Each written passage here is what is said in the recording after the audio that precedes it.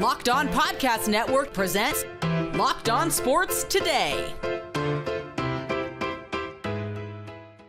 It's finally time. Shedeur Sanders will start for the Cleveland Browns. Also, the UConn Huskies welcome the Arizona Wildcats to town in a top 5 matchup. And the Chicago Bears legit. I'm Peter Bukowski, starting your day with the can't-miss stories and biggest debates in sports. You're Locked On Sports Today. Searching all major sports. Found. Let's start with the biggest story. The Cleveland Browns officially have a new starting quarterback, at least for this week. And here to talk about that with me, it is Spencer German, the host over at Locked On Browns. And Spencer, the NFL world got a taste of Shedeur Sanders last week against the Baltimore Ravens after Dillon Gabriel left with a concussion. Gabriel in the concussion protocol, which opens the door for Shedeur Sanders to officially pick up his first start at the NFL level. I mean, what are your expectations here? What did you see from him last week, first of all? And then what do you want to see in terms of growth that he can take moving forward? Yeah, it's funny for being a 2-8 football team, but the Browns seem to always give you something to talk about. And that's certainly the case with Shedeur Sanders. Even on a national scale, obviously, he's a big time story. Listen, I think the Ravens game was a good opportunity for him to get his feet wet. Obviously, the numbers aren't great. He was 4-16, 47 yards, had the interception. He nearly led a game-time drive, which I think is the encouraging thing. Like the way he finished that game, I think showed you some promising signs. Like earlier on in that half when he took over, you saw a lot of the tendencies that were problematic when he was coming out into the draft. The drifting in the pocket, not necessarily maybe holding the ball too long, not getting rid of it quick enough and seeing the sort of the field the way he needs to see it. But I think on that final drive, you saw a quarterback that looked more poised, more willing to step up in the pocket. He ran a couple times, understanding like I don't want to drift back. I want to go forward. And I think he delivered the ball with a little bit more confidence. So it's something to build on. Kevin Stefanski, in making this decision, understanding that Dillon Gabriel probably isn't going to be cleared in time to play on Sunday, or at least maybe not in time to practice at a notable level this week. So they want to be able to build a game plan appropriately. I think he highlighted the fact that that Shedeur Sanders will get all of the first team reps this week, like any number one quarterback would. And I think that does help him. I think if he gets the reps this week, you'll see a better version of Shedeur Sanders. I don't know if he's going to be lighting it up and putting up like a 300-yard game or anything like that. And I think a lot of that just has to do with it's not even all his fault. The offense around him, as we know with this Browns team, is very limited in terms of what they can do. The receiver options outside of Jerry Jeudy aren't great. The offensive line has struggled, and now they got 2 tackles that are banged up at the moment. So there's a lot to kind of consider there. But I think if you see some steady growth, you see some more of what you saw in that last drive against Baltimore, and you see him showing some confidence in the pocket and growing from that first appearance, I think you'll leave sort of feeling good about the progress and the development that he's kind of making just in real time here as he actually plays NFL games. Now, what to you, Spencer, would constitute Shedeur keeping this starting job beyond this week or beyond when Dillon Gabriel's healthy enough to return? Because I think once he exits concussion protocol, which hopefully is as soon as possible, there's going to be a conversation depending on how Shedeur plays about, okay, well, who's going to lead this team for the rest of the season? What would it take for that? Or do you think that once Gabriel is back, he's automatically going to be inserted into that lineup once again? I think as things stand right now, the assumption should be that Gabriel is going to be reinserted back into the starting lineup. This team loves Dillon Gabriel. They drafted him ahead of Shedeur Sanders. I mean, they love him as much as you can love a third-round pick, right? But like the things that they've said about him, the way that they've treated this entire process, they clearly want to prioritize getting him as many reps as possible and seeing what they have in him. And in many respects, it's been pretty well reported. The Browns kind of wanted Shedeur Sanders to have a redshirt year when this process all started back in the offseason, and they had the 4 quarterbacks, the weird sort of 4 quarterback room with Kenny Pickett and Joe Flacco and everybody. So that's obviously not the case now. It's not the reality that they're living in. I think if Shedeur is gonna get the job and sort of steal the job from Gabriel while he's sort of sidelined with the concussion here, he's going to have to play at a higher level than Gabriel has to this point, and he's going to have to show that he can get more out of this offense.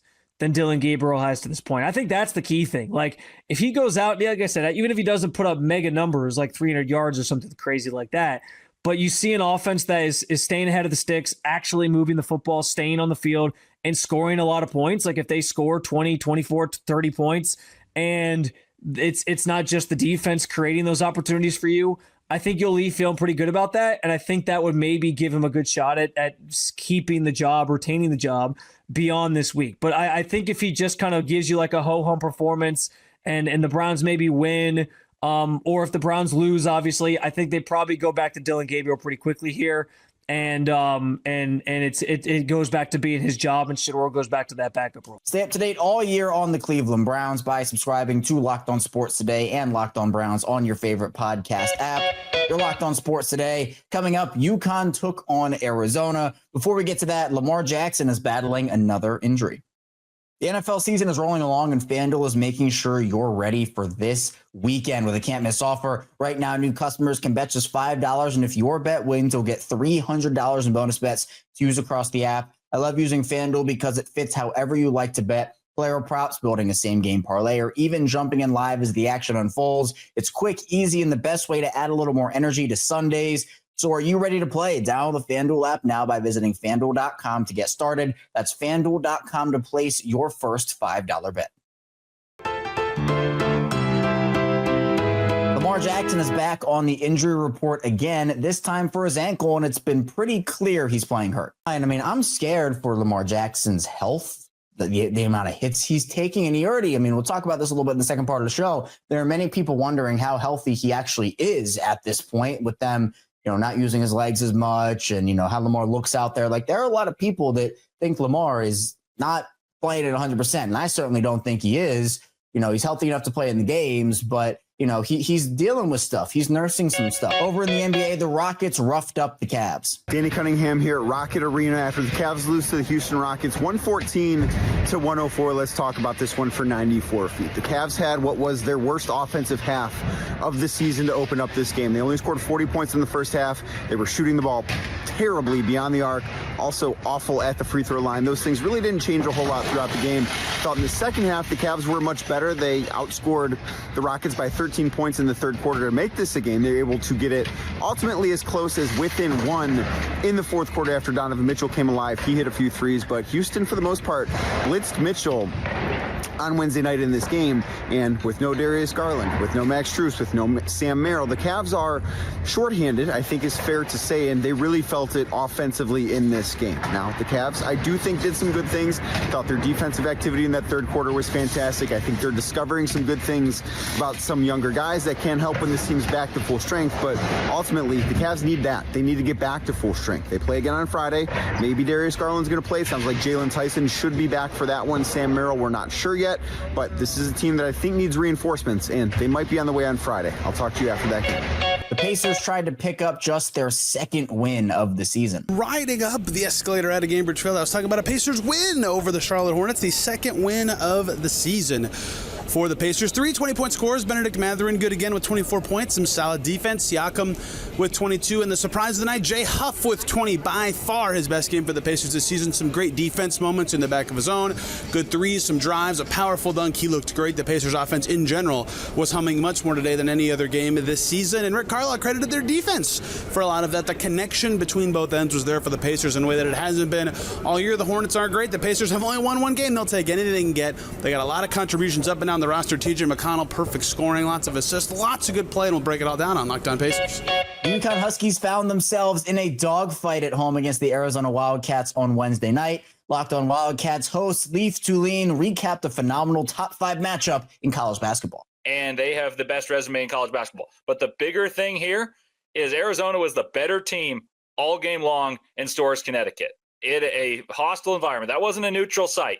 That wasn't it's closer to the other school's venue. That was a clear hostile environment where Arizona was undeterred and was the better team. I have tons of takeaways for you, but the first one is Arizona's defense is legitimate. And we had questions entering this season of, okay, the offense should be top 20. How good can the defense be? Well, the defense carried the offense in back-to-back games against UCLA and Connecticut. They got very little from the ancillary pieces today and still won. The stars were stars, though. Jaden Bradley with that up and under move at the end, beating the buzzer and putting UConn away. Huge. Koa Pete, 16 and 12. Like, Arizona's stars delivered, and the rest of the team played well enough.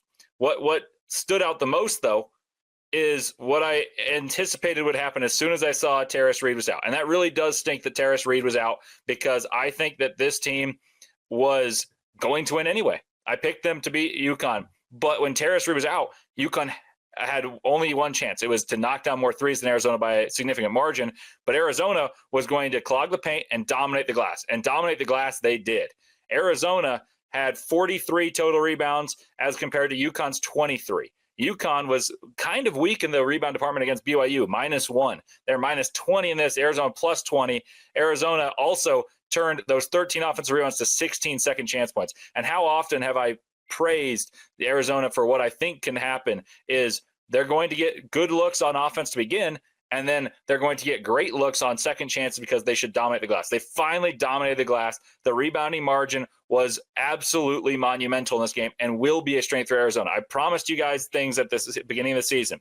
I said Arizona's going to be a top 20 offense. Arizona's going to be top 20 in tempo. Right now, they're a little slower than that, so maybe they're not, but I still think they will. They should be top 25 on defense, and the biggest one was they should be top 25, top 20, top 15 in rebounding margin. They finally came alive and rebounded like they can. Mo Krivas, Koa Pete, and Tobe Awaka are the best trio in the country at rebounding the basketball. They out-rebounded Florida, they out-rebounded UConn by 20, and out-rebounded UCLA, and that is a recipe because their first shot offense is legit. They're going to get better because this is another game in which they did not get any production in hitting threes. Arizona went 2 of 10 from 3.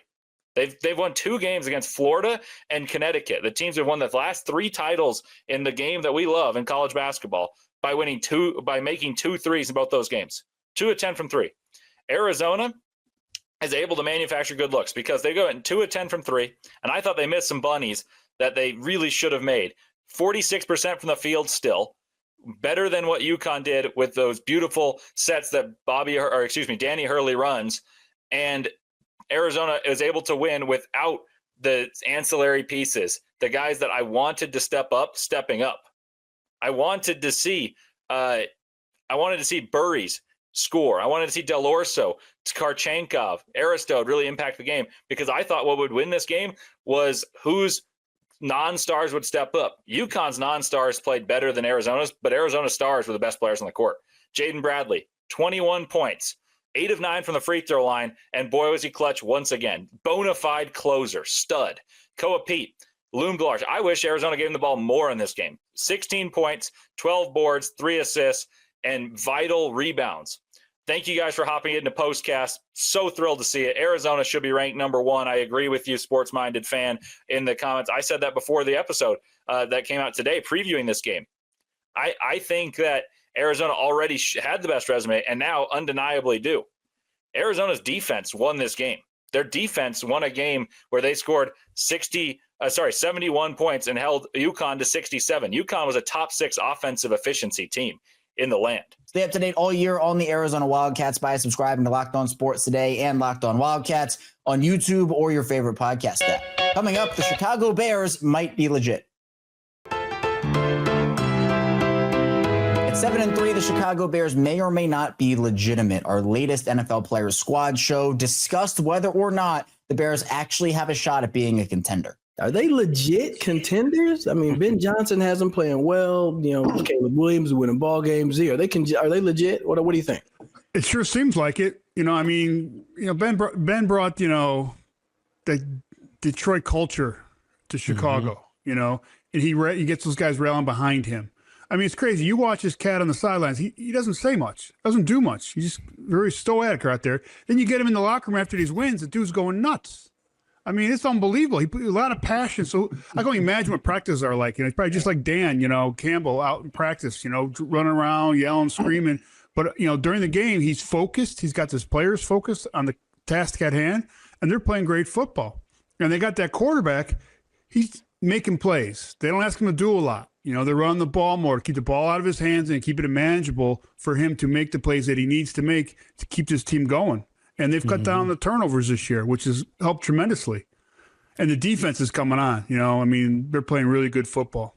Yeah, it seems like they're clicking at the right time. The good part about it is, and I know, you know, we sometimes it goes underrated, but they bolstered their offensive line in the offseason. You know, they went and got Joe Tooney, went and got Jonah Jackson, and they've hit on some draft picks. The tackles are both playing well, and I think it's paid dividends for Caleb Williams, allowing him to, you know, be settled back there. We know how creative he is with the football, but it's also giving them a run game, and that's a quarterback's best friend.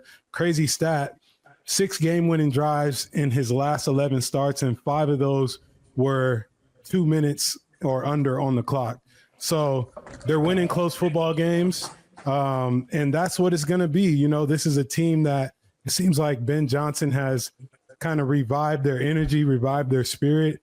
And if you can win close football games, especially in the later years in the year, or later games in the year, you got a chance to kind of squeak into the playoffs and make some noise. And I think, they also one more thing to say about it, you know, like Jerry was saying about the 13 out in the Rams. You know, they're going a lot of 12 personnel and 13 in Chicago. You know, I'm going to say that because Cole Kmet's my nephew, so I give him a little shout out. You know, he's well out, you know. I don't know. I kept him 45 yards. I'm going to give him a little shout out. But I also think, too, and it kind of goes with what you guys were saying, it's like I thought Johnson's done a great job of not trying to come in and force Williams to be something he's not. He's got him doing that the majority of the time, but he still gives him the freedom to go out and make the plays that he's known for, to where he's controlling the big mistakes.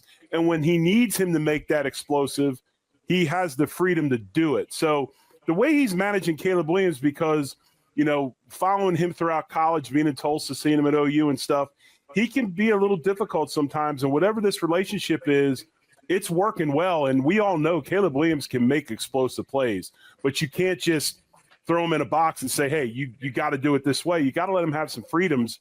And I think that's the biggest part of this team right now is the way Brad Johnson and Caleb Williams have gotten together on this partnership. It's been really good for the Bears.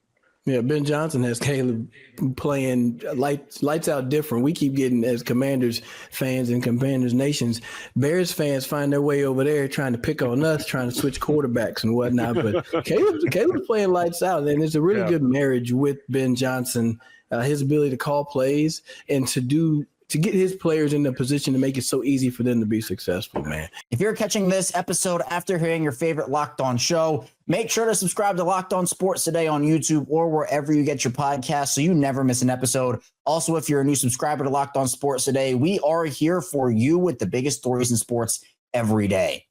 Coming up, if the Texans are going to get back into the playoff race, they need to take down the Bills. So at least until tomorrow, stay locked on Sports Today. Locked On Podcast Network presents Locked On Sports Today.